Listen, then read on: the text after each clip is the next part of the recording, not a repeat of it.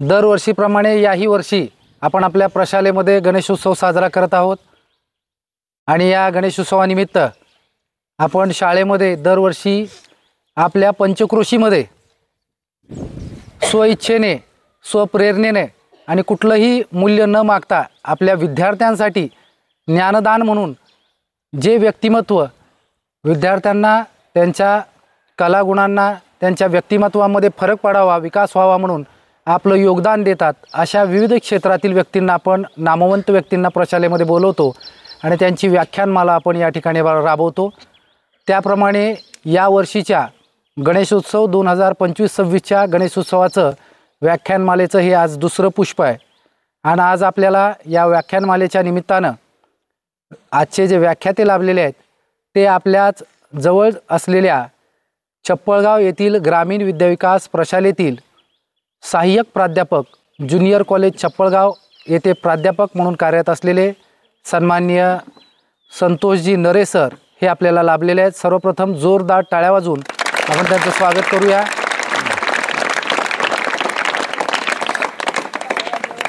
नरे सरांचं वैशिष्ट्य म्हणजे अतिशय अभ्यासू असलेलं नेतृत्व, त्यांच्या वाणीवर प्रचंड असं त्यांचं पकड आहे।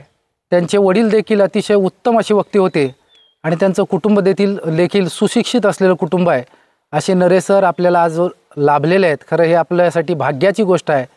आपण सर्वप्रथम आपल्या प्रशालेच्या वतीने आलेल्या पाहुण्यांचा आदर सत्कार करणार आहोत। त्यानिमित्तानं आपल्या प्रशालेचे मुख्याध्यापक सन्माननीय माने सर यांना मी विनंती करतो की त्यांनी आलेल्या पाहुण्यांचं या ठिकाणी आदरातिथ्य करावं।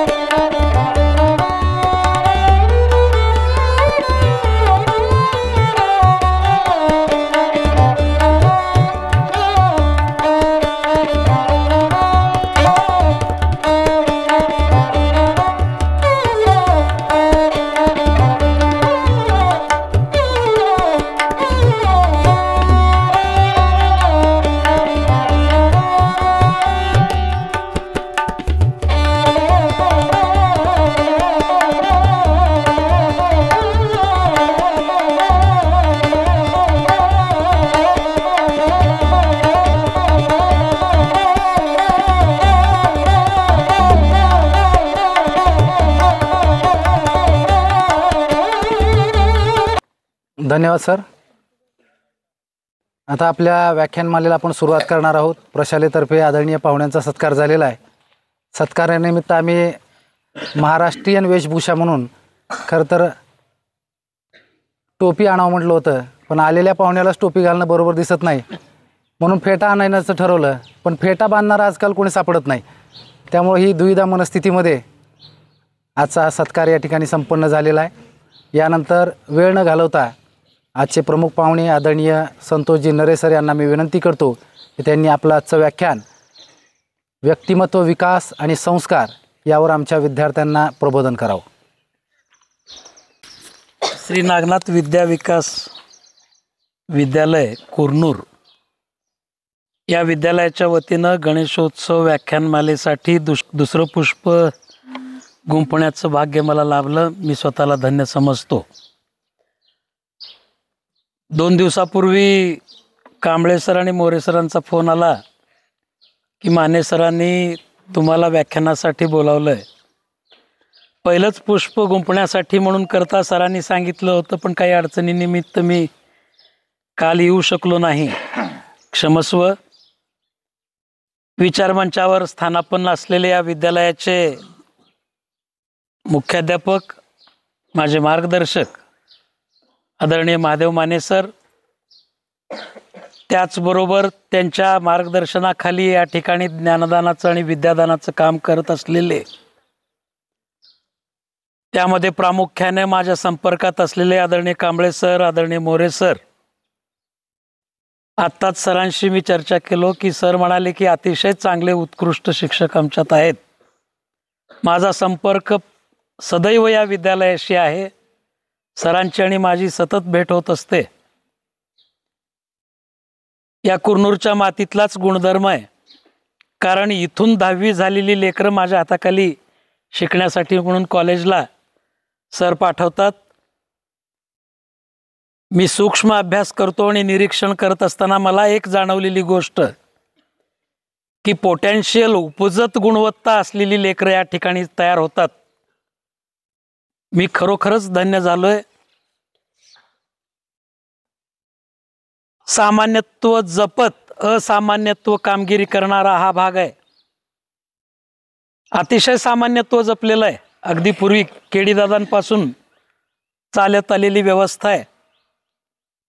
या विद्यालयातले शिक्षक शिक्षिका गुरुजन बंधू भगिनी अतिशय नम्र सुशीलता जपलेली माणसं इथं आहेत आणि त्यांच्या हाताखाली तुम्हाला शिकता येतं. लेकरांनो, तुम्ही भाग्यवान आहात की तुम्हाला ऋषितुल्य समशिक्षक लाभतायत. कारण आजकाल पालक चांगल्या शाळांच्या शोधात वणवण फिरतायत. कुरनूर सारख्या ग्रामीण भागामध्ये कित्येक वर्षापूर्वी स्थापन झालेली ही नागनाथ प्रशाला अतिशय व्यवस्थितपणे आणि स्ट्रेंथ टिकवून त्याचबरोबर गुणवत्ता टिकवूनही आपल्या कार्याची वाटचाल करत आहे अविरतपणे. तुमची संख्या, तुमची बसण्याची पद्धत, तुमच्यातली शिस्त खरोखरच वाखाण्याजोगा आहे. या मातीतलाच गुणधर्म आहे. कारण बरीचशी विद्यार्थी 11वी आणि 12वीला आमच्याकडे येतात चपळगावच्या ग्रामीण विद्या विकास ज्युनियर कॉलेजला. तेव्हा मी बारीक ऑब्झर्वेशन करतो की जिथं खोटं आहे तिथं खोटं, जिथं खरं आहे तिथं खरं म्हणण्याचं नैतिक धाडस आपल्या कुरनूरच्या लेकरांमध्ये आहे. कारण 11वीतला आणि 12वीतला विद्यार्थी बऱ्याच वेळा तासाच्या वेळी आम्हाला प्रश्न करतात. मला आनंद होतो. बऱ्याच आमच्या पेशेतल्या माणसांना ते आवडत नाही. विद्यार्थ्यांनी जरूर प्रश्न विचारावेत. प्रसंगी कदाचित एखाद्या प्रश्नाचं उत्तर येतही नसावं आम्हाला, पण आम्ही तुमची क्षमा मागून रात्री अभ्यास करून सर्च करून उत्तर जरूर सांगू. पण विद्यार्थी मित्रांनो, तुम्ही आम्हाला प्रश्न विचारले पाहिजे या मताचा मी आहे. हा सगळा आटापिटा अट्टहास जो चाललेला आहे शासनाच्या वतीनं, संस्थेच्या वतीनं, गावच्या वतीनं, कारण गावचंही योगदान फार मोठं आहे. कारण आपल्या पालकांनी या शाळेवर फार मोठा विश्वास ठेवून इथं पाठवतात.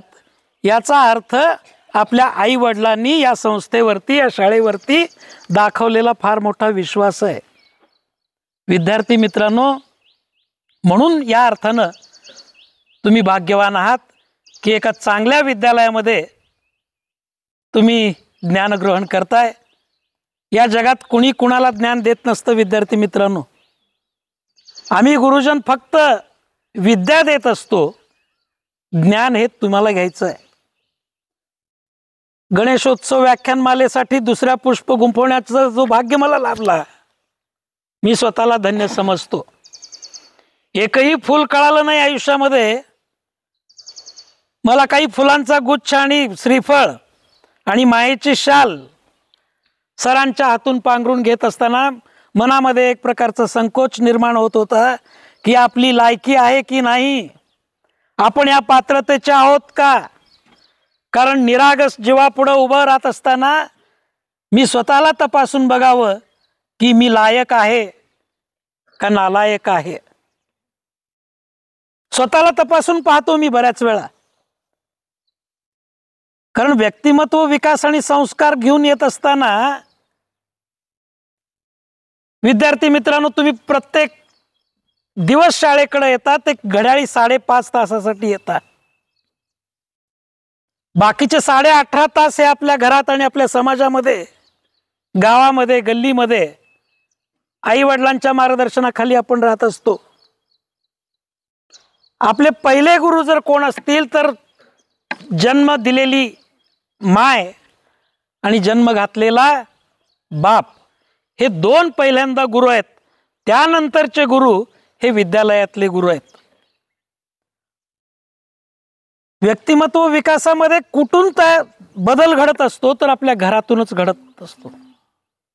माझं घर कोणत्या गल्लीत आहे, माझ्या घरच्या शेजारचे कोण आहेत, माझ्या घरातलं वातावरण कसं आहे. व्यक्तिमत्व तरी असतं तरी काय, व्यक्तीचं अस्तित्व हेच व्यक्तिमत्व असतं. मग त्याचे पुढे दोन भाग होतात, अंतरंग आणि बाह्यरंग. विद्यार्थी मित्रांनो, मी ज्या घरात जन्मलो त्या घराचा इतिहास मी व्यक्त करत असतो प्रत्येक वेळी. बऱ्याच वेळा म्हणतो मी, बीज कुठल्या पद्धतीचं पेरलं गेलेलं आहे, मग ते विचाराचं असेल, जैविकतेचं असेल, वेगवेगळ्या अंगाने जर तपासून बघितलं तर मी कुठल्या याच्यात तयार झालोय.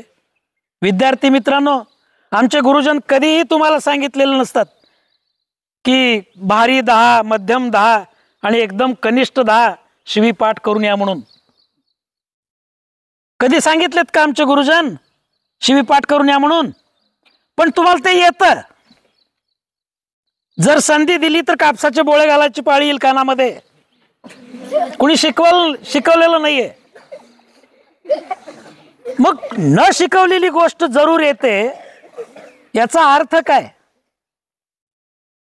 याचा अर्थ एकच आहे की जिथं विद्यादान घडतं, जिथं ज्ञानदान घडतं, त्या पवित्र ठिकाणाला तिथला परिसरही तितकाच कारणीभूत ठरत असतो. मी घर सोडल्यापासून शाळेत येईपर्यंत कोणत्या गोष्टी ऐकल्या, माझ्या कानावरती कोणत्या गोष्टी पडल्या, रस्त्यावर येत असताना कुणी मूत्र विसर्जन करत असताना त्यांचं तोंड कुणीकडे होतं ते माझ्या डोळ्याला निदर्शनास येताना, या सगळ्या गोष्टीचा कळत न कळत परिणाम आपल्या व्यक्तिमत्वावरती होत असतो. विद्यार्थी मित्रांनो,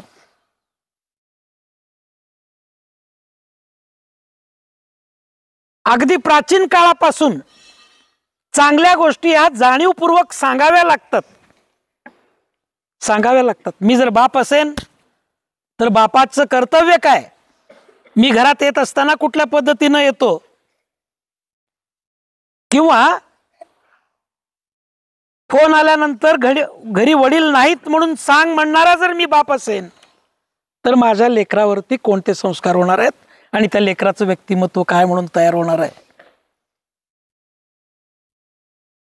आज समाजामध्ये तूप जोरात ओरडून विकावं लागतं आणि दारूचं दुकान कुठल्याही बोळात असू दे हुडकत जातो आपण. सात्विकता, ओजस्विता, मंगल जे जे आहे, जे जे चांगलं आहे त्याला सांगून पटवून द्यावं लागतं.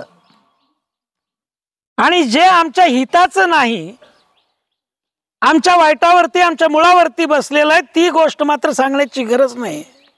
याचाच अर्थ असा आहे की पवित्र आणि अपवित्र जाणीव करून द्यावी लागते, पावित्र्याची, चांगुलपणाची. किंबहुना मी माझ्या घरातल्या लोकांकडे बघून मी तयार झालेलो आहे.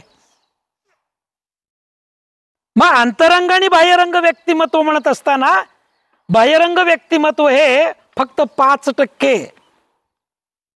मी कपडे कोणत्या पद्धतीचे घालतो, केश रचना कशी करतो,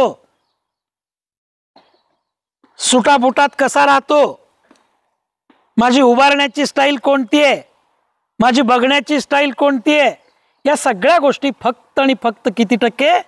5% व्यक्तिमत्व अवलंबून आहे. बाह्यरंग व्यक्तिमत्व. बाह्यंगी व्यक्तिमत्व सहजासहजी कुणालाही शक्य आहे, पण अंतरंग व्यक्तिमत्व जे आहे ते तब्बल 95% व्यक्तिमत्व आहे. मग 95% साठी प्रयत्न हे मग समाज, घर, विद्यालय, सर, मॅडम, मित्र परिवार, घरातली सगळे नातेवाईक यांचा परिणाम माझ्यावरती होणार आहे. मग याच्यामध्ये काही मूल्य जपली जावीत. ती कुठून जपली जातात? घरातूनच जपली जात. जर माझ्या डोळ्यासमोर माझ्या मुलाला जर असं बघण्यात आलं की माझा बाप रात्री वाईन पिऊन जर लेझिम खेळत येत असेल, तर या सगळ्या गोष्टी काय परिणामकारक आहेत आणि माझ्या त्या व्यक्तिमत्वावरती काय परिणाम होणार आहे. म्हणून जे तेजस्वी आहे, ओजस्वी आहे, शुभ आहे ते दाखवण्याचा प्रयत्न. आज आम्ही गणेशोत्सव, लोकमान्य टिळकांनी, खरं तर ज्योतिराव फुलेंनी छत्रपती शिवाजी महाराजांचा जन्मोत्सव किंवा या सगळ्या जयंती करण्याचा जो मनोदय व्यक्त केला आणि सुरू केलं, त्यानंतर महाराष्ट्रामध्ये गणेशोत्सव सुरू झाला. आम्ही ऍक्च्युअली गणपती बघितलं गेलं तर ते शेडूचं आणि मातीचं आहे. मानलं तर गणपती आहे, नाही मानलं तर मातीचा गोळा आहे. बरोबर आहे. मग आम्ही त्याच्यात भाव ओतलो म्हणून ते काय झाले, देव झाले. मग भाव ओतणे याच्यासाठी म्हणून करता ह्या शाळा महाविद्यालय स्थापन झालेले आहेत. तिरंगा ध्वज मानलं तर 3 रंगाचं, हा बरोबर आहे, कापड आहे. आम्ही त्याच्यात भाव ओतलो, प्रसंगी त्याच्यासाठी काय देण्याची तयारी आहे, जीव देण्याची पण आमची तयारी आहे. बरोबर आहे, बरोबर आहे की नाही. मग बघा, म्हणजे भावना ओतणं किती महत्वाचं आहे आणि किती पवित्र काम आहे. त्याच्या प्रती आपण हे सगळं करत आहोत. मग अंतरंग व्यक्तिमत्वामध्ये कोणत्या गोष्टी येतात, तर नम्रता. आपण सुशील, नम्र, वडीलधारी माणसांची नेहमी मान खाली घालून कमी आवाजामध्ये अरोगन्सी न ठेवता आपल्याला बोलता आलं पाहिजे. विचार करून बोलावं. बोलून विचार करण्यात काही अर्थ नाही. विचार करून बोला, आपोआप तुम्ही नम्र व्हाल. आणि कुठं आणि कसं, आता तुम्ही, मला खूप छान आवडलं की जोपर्यंत सर आत ये म्हणत नाहीत तोपर्यंत विद्यार्थी आत आला नाही. मे आय कम इन सर म्हणून हात करून उभारला. हे तर मूल्य आहे. इथूनच व्यक्तिमत्वाच्या विकासाची प्रक्रिया चालू होते. व्यक्तिमत्वाच्या विकासाची प्रक्रिया खऱ्या अर्थानं चालू होते. विद्यार्थी मित्रांनो, नम्र असणं हा आपला अलंकार आहे. हळू आवाजात बोलणं, सरांची आज्ञा पाळणं, पण बऱ्याच कालावधीनंतर छडी निघून गेली शाळेतली, मान्य आहे. एकदा मी आणि आदिलशाह शेख साहेब एका विचारमंचावरती होतो. या तालुक्याचे शिक्षण अधिकारी होते. मी असाच विचार मांडत असताना सर म्हणाले की तुम्ही म्हणालात की एखाद्या वर्गात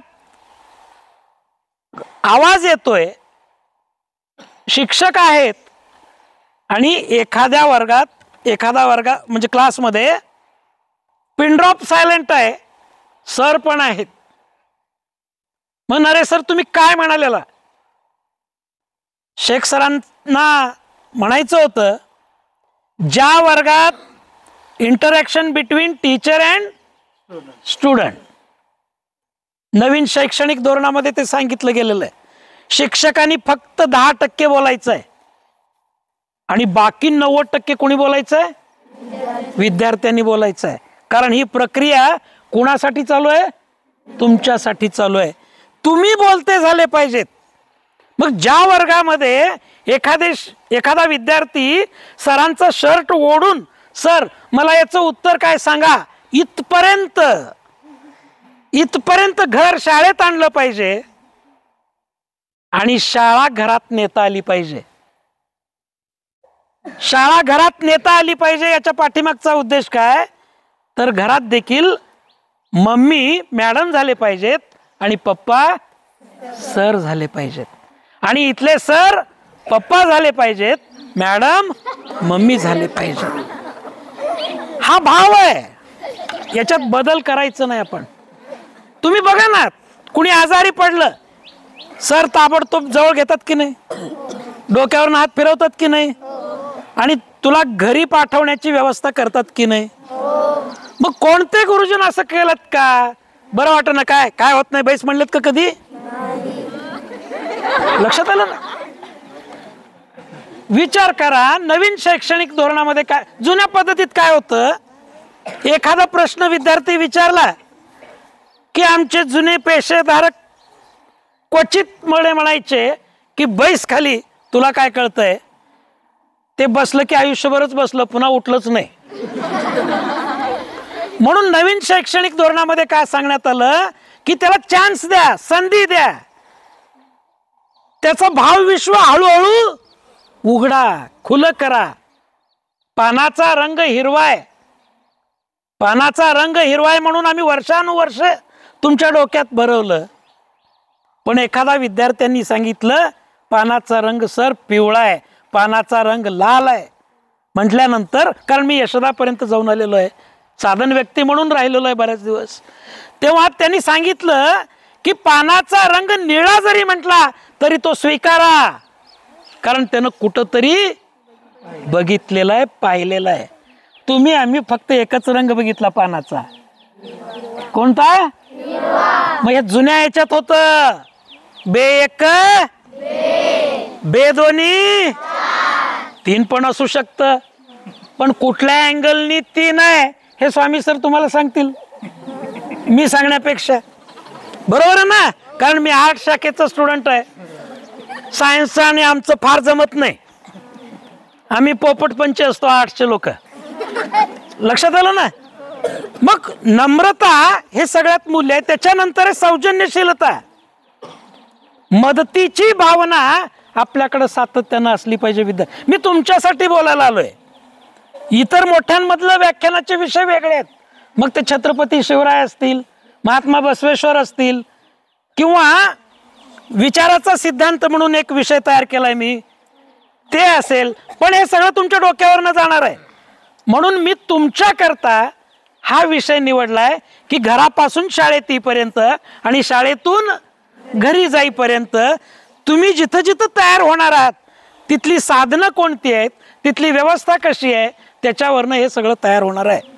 मग सौजन्यशीलता म्हणत असताना मदतीची भावना माझ्यात आहे का? परीक्षा चालू आहे, एखाद्या मित्रमैत्रिणी किंवा कदाचित मित्र नसेल आणि मैत्रिणी नसेल, पण एखाद्यानी त्याच्या पेनातली शाई संपली आहे, मग पेन मागेल का म्हणून माझ्याकडे 2 पेन आहेत, तो मागेल का काय म्हणून मी खालच्या खिशात ठेवून टाकतो. हे योग्य आहे का? त्याला मागायच्या आधी मी जाऊन त्याला दिलं पाहिजे.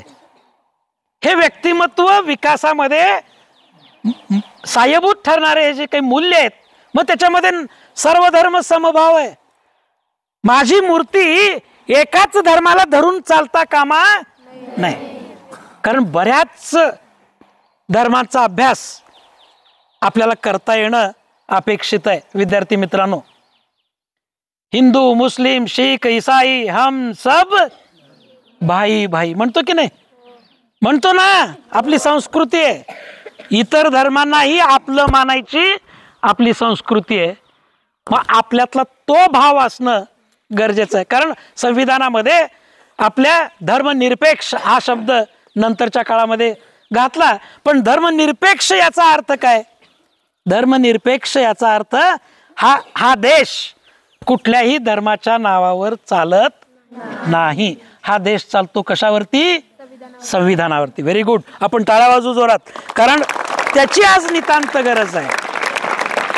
ज्या डॉक्टर बाबासाहेब आंबेडकरांनी सबंध आयुष्य घालून संविधान तयार केलं, त्या संविधानामध्ये सर्वांना घेऊन जाण्याची व्यवस्था तयार करण्यात आलेली आहे.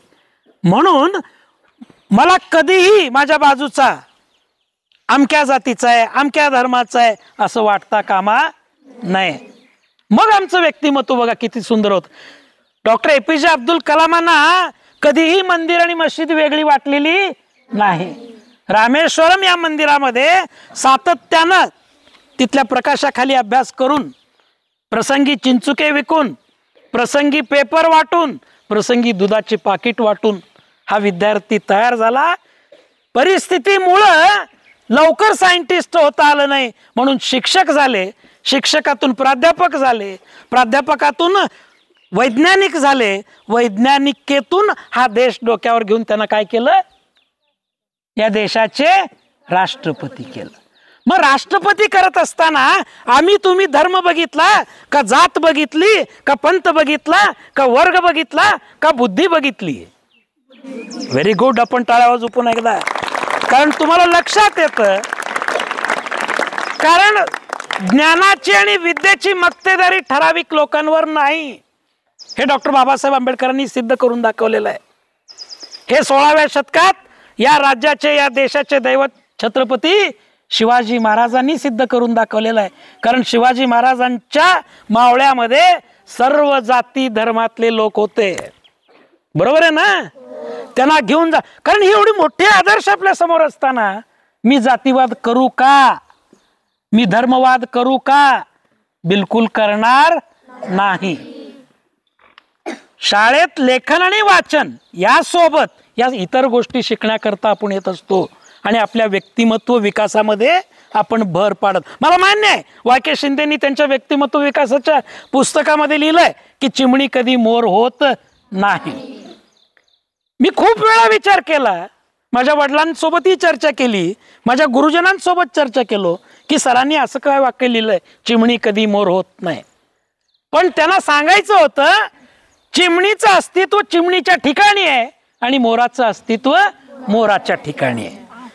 चिमणीनं मोराची स्पर्धा करू नये, मोरानं चिमणीची स्पर्धा करू नये. म्हणून करता आपल्या वर्गात जे काही बसलेले आहेत, कुणी हुशार आणि कुणी ढ, कुणी मध्यम असा असूच शकत नाही.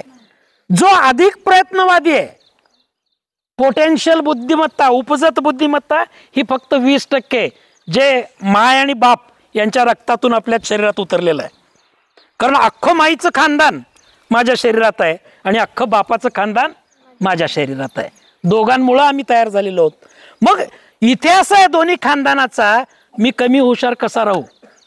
त्याची जी हुशारी आहे ती 20% आहे, बाकीची 80% हुशारी ही आपल्या कष्टावर आहे. विद्यार्थी मित्रांनो, म्हणून कुणीही डा नाही, कुणीही हुशार नाही, कुणीही मध्यम नाही, आपण सारे एक आहोत. पण जो कोणी स्वतःच्या पोटेन्शियल वरती रात्रंदिवस अभ्यास करतो तो काय म्हणवला जातो? हुशार म्हणवला जातो, बुद्धिमान म्हणवला जातो.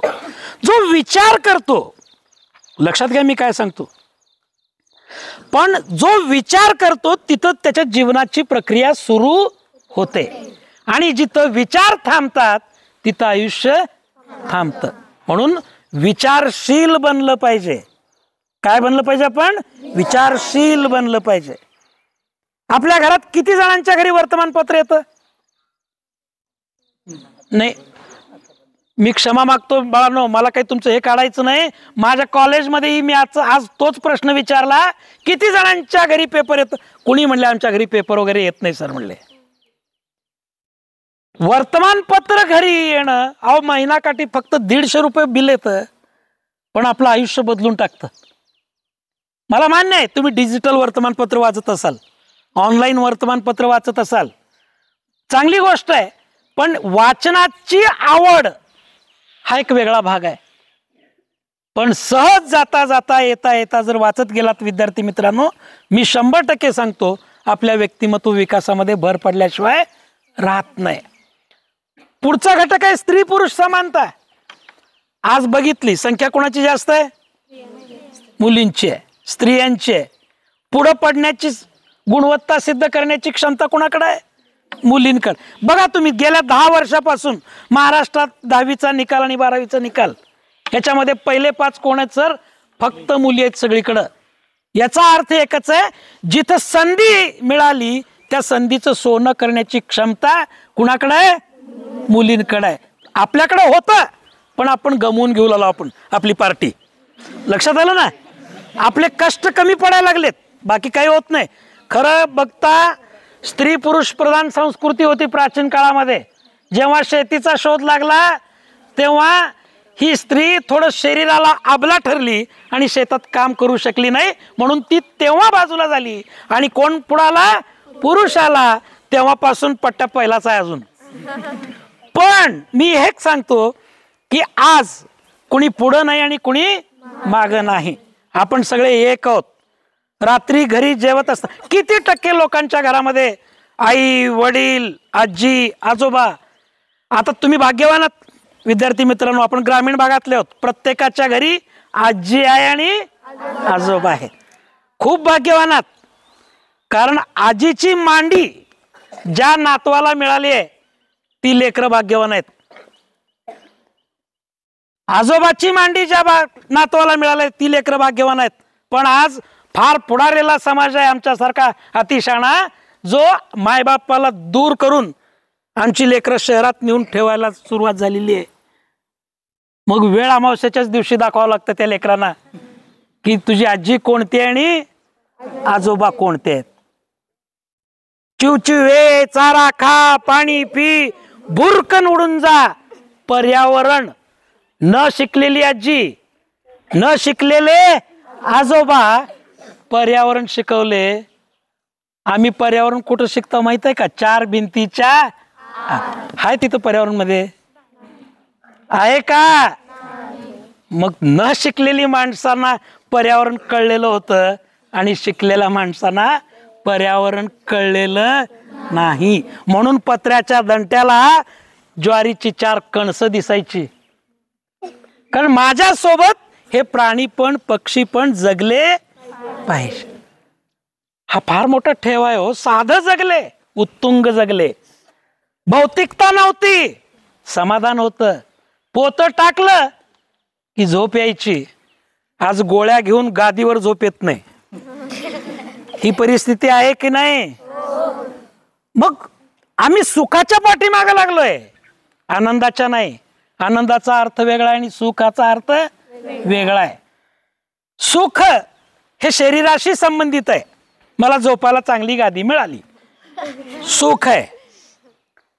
जायला गाडी मिळाली, सुख आहे. बिल्डिंग मध्ये गेलो, सुख आहे. फॅन लावला, टीव्ही लावला, हे सगळं भौतिक आहे की नाही? जिथं भौतिक आहे तिथं भौतिकच जन्म घेणार आहे ना. तिथं आनंद कसं काय मिळू शकेल? आनंद हे मनाशी आणि हृदयाशी संबंधित आहे. माझी झोपडी असू दे, त्या झोपडीत मला गाढ झोप लागते आणि मी काबाड कष्ट करून तिथं आनंदी आहे. सुखी नाही राहिलं तरी चालेल, पण काय राहता आलं पाहिजे. आणि या शब्दाला विरुद्धार्थी शब्द नाही बरं का, अजूनही सापडला नाही. जर कोणाला सापडला असेल तर मला सांगा. कोणत्या शब्दाला? आनंद शब्दाला विरुद्धार्थी शब्द अजूनही मिळालेलं नाही. सुख शब्दाला दुःख आहे, काळ्या शब्दाला पांढरं आहे, वर अशा अनेक करता येतील की, पण आनंदाला विरुद्धार्थी शब्द आहे का? म्हणून तो प्युअर आहे, त्याच्यासाठी जगणं गरजेचं आहे.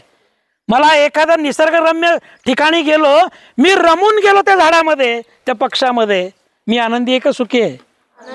हा, जे मनाला येऊन भिडतं तो आनंद आहे, आणि जे भौतिकतेशी निगडीत असतं तो सुख आहे. मग सुखासाठी धडपड आहे का आनंदासाठी जगणं आहे? हा, असलं पाहिजे. पुन्हा वळून बघताना सिंहावलोकन करायचं. सिंहावलोकन या शब्दाचा अर्थ कळतो ना? सिंहावलोकन म्हणजे सिंह काय करतं, काही अंतर जातं, सेकंद 2 सेकंद काय करतं, पाठीमागं वळून बघतं आणि पुढे जातं. तेवढ्या नजरेतच पाठीमागचं सगळं दिसतं. तसं आपली आजी, आपले आजोबा, आपले पणजोबा, आपले खापर पणजोबा, आपलं आडनाव. कारण आजच्या मुलांना स्वतःच्या घराचा इतिहास माहित नाही, आम्ही त्यांना जगाचा इतिहास शिकवायला निघालोय. रिअल सांगतो मी. म्हणून व्यक्तिमत्व विकास घडवत असताना हे सगळे घटक कारणीभूत आहेत. अरे तुम्ही जाता येता बसमध्ये चढलात, कुणाला तरी धक्का लागला, तुझ्या मास्तरनं असंच शिकवलं काय म्हणतात लगेचच, तो सत्कार कोणाचा आहे? बघा मास्तरानं काय पाप केलं काय? तुला कोण्या मास्तरनं शिकवले म्हणतात. असं म्हणजे मला कळालं तिथं की चढत असताना कोणाला धक्का लागता कामा, तो पण गुरुच की, ज्यांनी आम्हाला सांगितलं. विद्यार्थी मित्रांनो, आज तुमचे गुरुची ठिकाणं एवढी वाढलेली आहेत. गुरु या शब्दाचा अर्थ कळतो ना? काय हो गुरु? गु नाही नाही नाही, ते नाही अर्थ. गु गु आणि रु. गु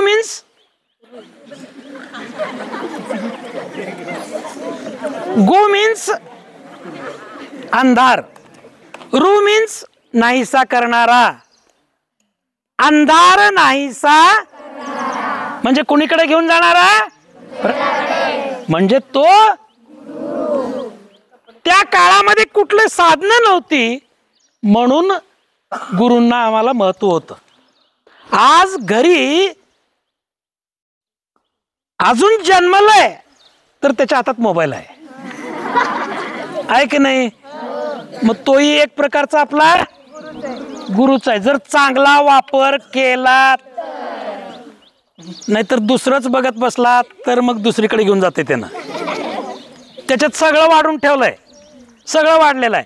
त्याच्यातलं कोणतं खायचं कोणतं नको आहे कुणावर अवलंबून आहे? आपल्यावर अवलंबून. विद्यार्थी मित्रांनो, हाच भाग आहे व्यक्तिमत्वाच्या अंगाला खुलवणार. कारण प्रसंग, दररोजचे डे टू डेच्या घटना, काय परिणाम होतो आपल्यावरती आणि आपण कसे रिॲक्ट होतो. संस्कार म्हणजे तरी काय असतं विद्यार्थी मित्रांनो?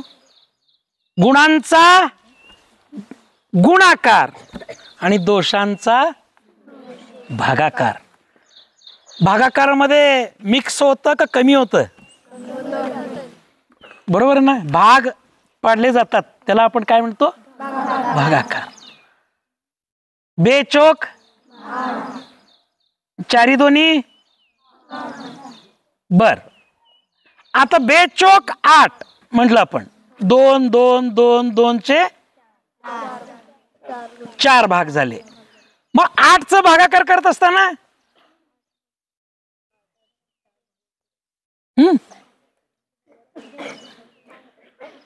गुणाकारामध्ये काय होत जाते? वाढत जाते. भागाकारामध्ये काय होत जाते? मग काय कमी करायचंय?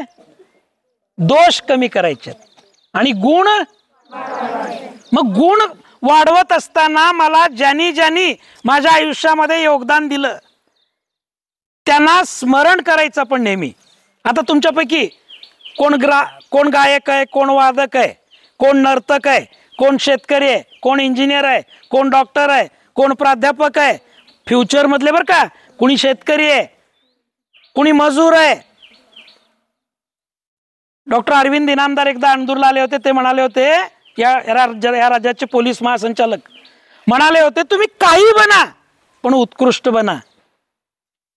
अंडे विक्या झालात तरी चालेल, पण गावात आल्यानंतर चांगली अंडी कुठे मिळतात? आमक्याच्या टपरीत मिळतात. हे आयुष्यातलं यश आहे. काय व्हावं हे महत्वाचं नाही, जे व्हाल ते टोकाचं व्हायचं, उत्कृष्ट व्हायचं. कारण या गावचा फार मोठा इतिहास आहे. या गावांनी कलेक्टर दिलेला आहे, या गावांनी डॉक्टर दिलेला आहे, या गावांनी उत्कृष्ट शेतकरी दिलेले आहेत.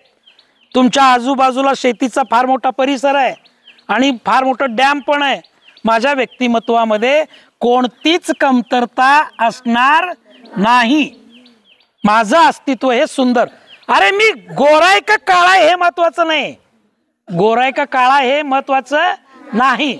आहे ते गोरे पण अंतरात्म्यात असलं पाहिजे. होय वरनं खूप गोरा आहे, आतनं खूपच काळा आहे. मग माझं व्यक्तिमत्व सुंदर होऊ शकणार आहे का? कदापि होऊ शकणार नाही. म्हणून सांगतो की विद्यार्थी मित्रांनो, संस्काराची बीज ही घरी पेरली जातात, समाजात पेरली जातात, पुन्हा शाळेत पेरली जातात. मग 18.5 तासाचे परिणाम अधिक होणार आहेत का 5.5 तासाचे परिणाम अधिक होणार आहेत? 18.5 तासाचे परिणाम अधिक होणार आहेत. कारण आपण कुठं राहतो त्याच्यावर ते अवलंबून आहे. केवळ शाळेला दोष देऊन उपयोग नाही.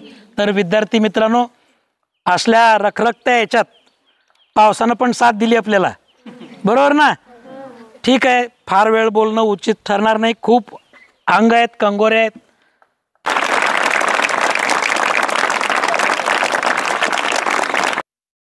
आदरणीय सरांचा सांगण्याचा हेतू एकच होता की आपण माणूस म्हणून जन्माला आलो आणि आपल्याला सर्वप्रथम माणूस बनायचं आहे आणि मग इतर गोष्टी आपल्याला करायच्या आहेत. एखाद्या प्राण्याजवळ जेवढी भूतदया आहे, एखाद्या प्राण्याजवळ जेवढी माया आहे, एखाद्या प्राण्याजवळ जेवढी आपुलकी आहे, आस आहे, तेवढी आज माणसात राहिली नाही. आणि ते आपल्याला प्रथम बनायचं आहे, ते आपल्याला प्रथम शिकायचं आहे. आणि याचबरोबर आपल्या कुटुंबाचा, आपल्या परिसराचा, आपल्या गावाचा आदर मान कसा राहील यासाठी आपण सर्वांनी काळजी घ्यायचं आहे. हेच आपण या व्याख्यानातून शिकलो. सन्माननीय सरांनी वेळात वेळ काढून या ठिकाणी ते उपस्थित राहिले. त्यांनी आपलं बहुमोल असं मार्गदर्शन आम्हाला केलं. त्याबद्दल पुनश्च एकदा मी प्रशालेच्या वतीने त्यांचे खूप खूप आभार मानतो आणि आजचा हा व्याख्यानाचा कार्यक्रम या ठिकाणी संपला असं जाहीर करतो. धन्यवाद.